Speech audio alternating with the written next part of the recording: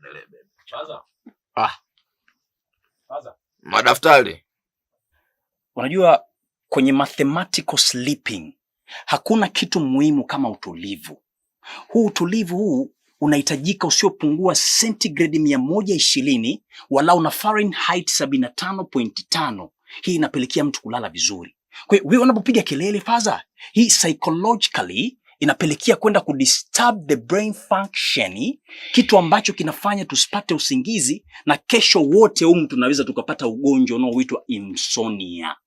Lakini pia Faza, jaribu kuangalia hii hali ya kubanwa na mkojo, kwa sababu mafizician na mabiologisti wote duniani wanasema kwamba kibofu cha mkojo, hii urinary bladder, inapojaa kwa muda mrefu within 15 to 10 minutes bila kutoa mkojo, inaweza kapelekea kublasti, na ikisha blasti urinary bladder Faza, inapelekea sisi kupata UTI, kupata magonjwa ya kibofu, na wanaume wote humu ndani tutapata matezi dume. Faza, unaonaje basi ukatuachia walau twende chooni ili hizi urinary bladder hizi sije zikabasti? Sasa kwenye mathematical upwilu, unajua upwilu ukishazidi sana mtu unaweza kukufanya ukawa chizi. Mwisho wa siku nikaja nikabaka wanangu.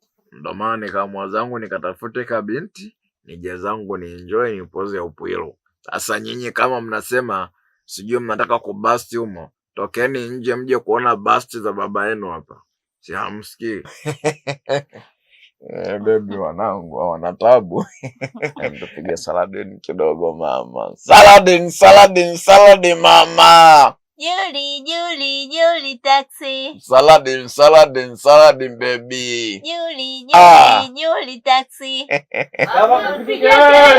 Kwendeni bwana we. Kama mtaki kupigiwa kelele, tokeni nje mje kuziona jaiva za baba yenu hapa. Jaiva, hizi hapa hizi. Kunjani man. Mbwa jaiva. Pumbavu zake. Allah.